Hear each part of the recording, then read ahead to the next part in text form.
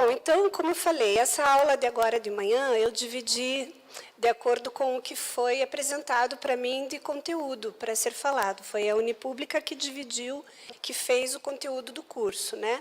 Então, agora de manhã nós vamos ter uma introdução que eu acrescentei ali no curso para falar um pouco da vigência da emenda 103 e a aplicação de algumas normas nos estados, nos municípios e no Distrito Federal. Apesar do curso ser voltado para municípios, a situação é igual para todos os demais entes federativos, além da União Federal, né, que a reforma já está valendo.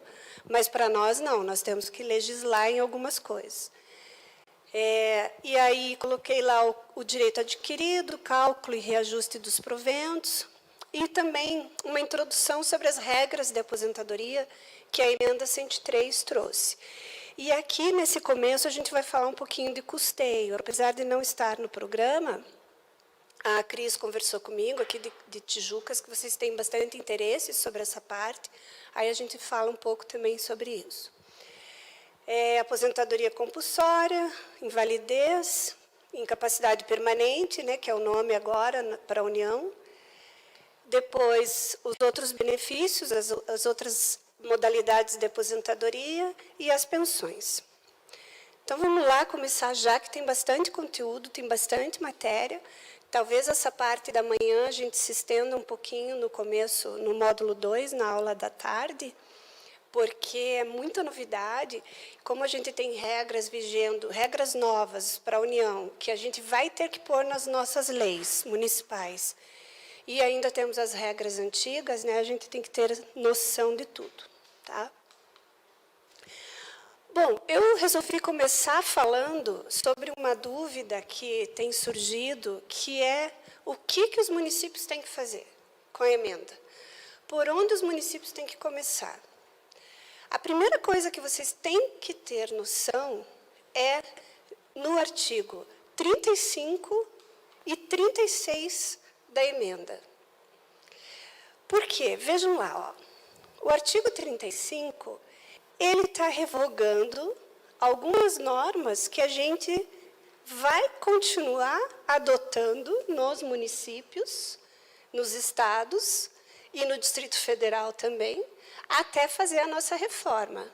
Então, vejam, ele está revogando aqui as regras de aposentadoria lá da emenda 41, de 2003, o 6A, que foi colocado na emenda 41 pela emenda 70, que é a regra da invalidez.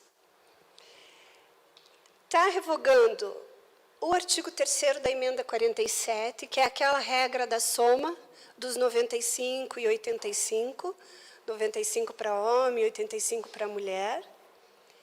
E está revogando esse artigo aqui, esse parágrafo também do artigo 40, que é aquela cobrança da contribuição previdenciária acima do dobro do teto do INSS para quem tem alguma doença, para os aposentados que possuem alguma doença, aposentados e pensionistas, né? Todos os inativos.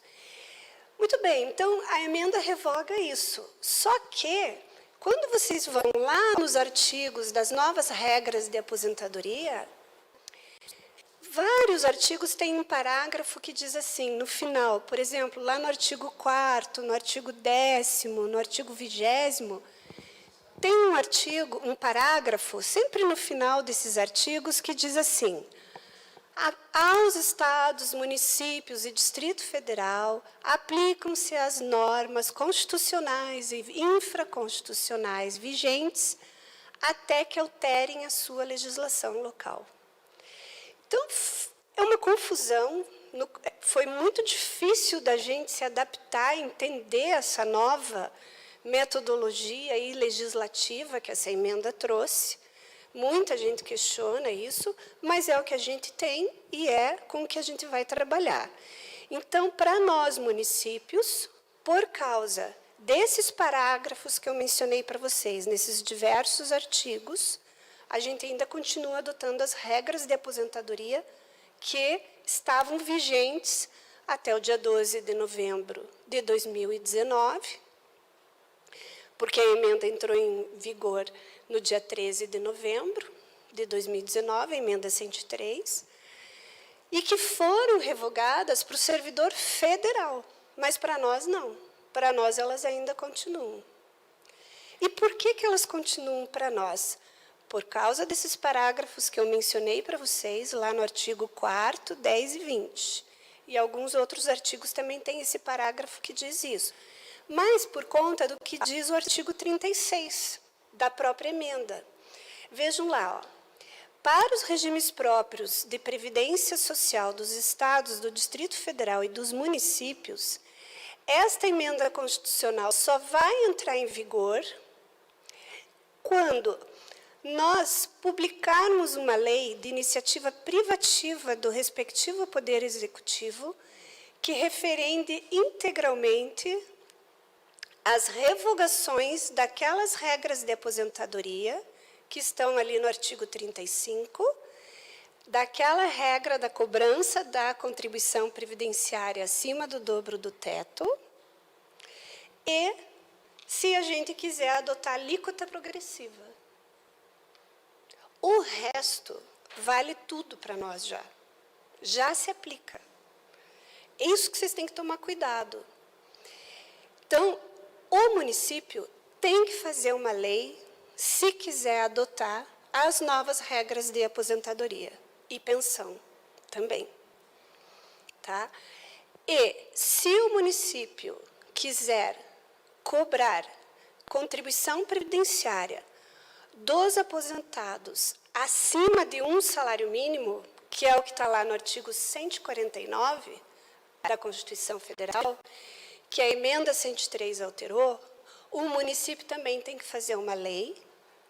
Só que tem um detalhe, tem que ter um artigo nessa lei que diga que está referendando integralmente as revogações. Para isso, o Ministério da Economia, através da Secretaria de Previdência, ele já forneceu modelos de legislação. Estão lá no site previdencia.gov.br. Alguém aqui já entrou nesse site alguma vez? Para olhar as normas lá? É um site que vocês têm que trabalhar com ele direto. previdencia.gov.br, lá no canto esquerdo do site vai estar lá, regime próprio dos servidores públicos. E aí embaixo tem um ícone ali, legislação. Ali vai ter tudo que a gente precisa de legislação e também vai ter a nota técnica, deixa eu ver se eu coloquei o número aqui, a nota técnica 12.212 de 2019, do Ministério da Economia, onde eles escrevem tudo que a gente tem que aplicar desde já e tudo que a gente tem que legislar. Então, isso aqui vocês não podem ter dúvida. E aí, lá no site, nesse mesmo ícone, lá onde está a nota técnica, eles colocaram um quadro de aplicabilidade das normas da emenda 103. Então, é um quadro que diz o que é autoaplicável imediatamente, que a gente não precisa fazer lei, e um outro quadro que diz que tem a aplicabilidade com eficácia limitada, né, que nós temos que fazer lei. Tá? E, então, retomando, a revogação das antigas regras de aposentadoria, da emenda 41, emenda 47, lá do artigo 40 da Constituição, elas só vão deixar de valer para o nosso município, lá para o nosso RPPS, a partir do momento que eu fizer essa lei. Bom, aí vocês poderiam perguntar assim, mas então, que tipo de lei eu tenho que fazer? Aí tenho cuidado. O Ministério, por meio desses modelos que eles deram, eles forneceram 3 modelos. Você vai lá escolher o modelo que você acha que é o mais adequado para a sua situação. Mas vejam bem, quando a gente vai lá no artigo 40, na nova redação do artigo 40, parágrafo 1º, que veio com a emenda 103, esse artigo diz o seguinte: fica fixada a idade mínima de aposentadoria para os servidores da União, de 65 anos de idade para homens e 62 para mulher, né? É isso que a gente ouve agora, né? A idade mudou, aumentou. Mas para os estados e para os municípios e o Distrito Federal, essa idade mínima terá que ser fixada em emendas às constituições estaduais ou às leis orgânicas. Então, aqui já vem uma regra que a gente tem que seguir na nossa legislação. Essa idade mínima, esse artigo, tem que estar numa emenda à lei orgânica. Essa é a primeira regra que a gente tem que cumprir. Está lá um modelo, vocês vão ver depois lá o modelo para seguir, tá? Mas eles colocam lá, fica fixado, a partir da data da publicação desta emenda, as novas idades mínimas para os servidores do RPPS, do município X, 65 para homem, 62 para mulher.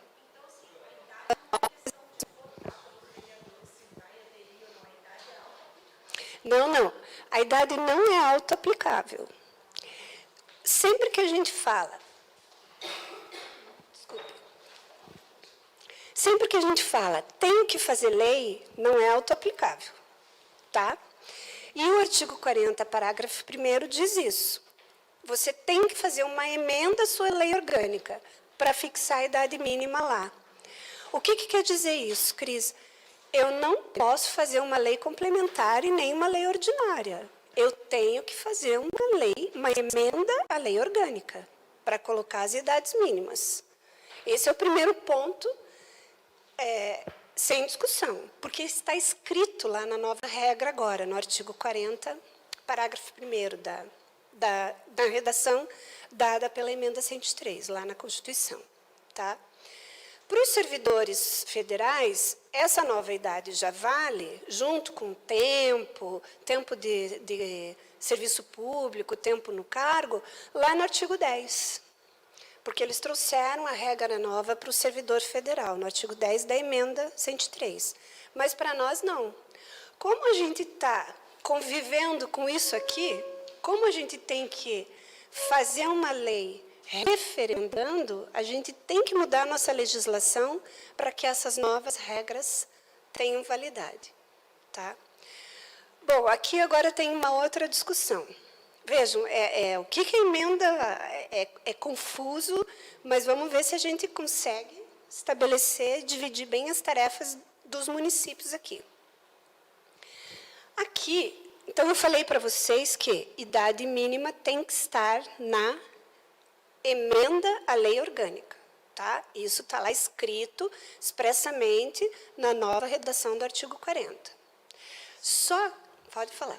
Se não fizer a emenda à lei orgânica só referendar, vai continuar valendo a idade atual.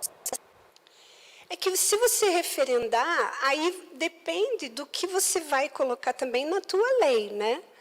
Mas vai faltar a emenda. Tem que fazer os dois. Porque vai ficar uma lacuna aí, né? A Constituição está mandando você fazer isso na tua lei orgânica. Então, pelo menos esse artigo na lei orgânica tem que ter. Tá? Vamos aos poucos, podem ir perguntando. Pois é, mas então vamos continuar. Daí eu disse para vocês assim, que para a gente deixar de aplicar as regras antigas, vamos chamar assim, de aposentadoria, eu tenho que fazer uma lei de iniciativa privativa do Poder Executivo, referendando as revogações aqui do artigo 35 da emenda, que são as revogações das regras antigas de aposentadoria. Quando esse artigo aqui fala lei de iniciativa privativa do respectivo Poder Executivo, isso aqui está gerando uma discussão. Por quê? Quando a gente lê isso aqui, a palavrinha ali, ó, iniciativa privativa, quer dizer o seguinte, não pode estar este artigo referendo às revogações promovidas pela emenda 103, lá expressas no artigo 35, conforme exigência do artigo 36, esse artigo não poderia estar na emenda à lei orgânica. Por quê? Porque é uma lei de iniciativa privativa do Executivo. Aí agora eu pergunto para vocês que são da Câmara. A emenda à lei orgânica é uma iniciativa privativa do prefeito? Não. Ela é iniciativa do prefeito, iniciativa do Poder Legislativo ou de um número X lá da população, 5% da população. Entenderam aqui a confusão? Então, você tem que ter, primeiro, não terminamos ainda aqui. Primeiro, uma emenda à lei orgânica fixando as idades mínimas. Segundo, uma lei que pode ser ordinária ou complementar, falando do referendo. Entenderam? Alguma dúvida aqui? Muito bem. Continuando, o nosso problema não para aí. Só que aí a gente vai lá na Constituição e alguns artigos, na emenda 103, alguns artigos das novas regras, por exemplo, aposentadoria especial, as novas regras de aposentadoria, a emenda 103 exige lei complementar para você fazer, fixando regras de aposentadoria.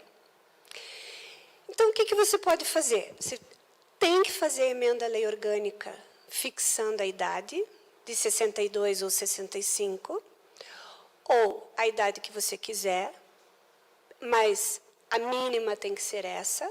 Vocês podem fixar lá no município de vocês uma idade maior. O que não pode ser é uma idade menor. E a gente já vai falar sobre isso, com base no que vocês vão fixar essas idades, no cálculo atuarial de vocês.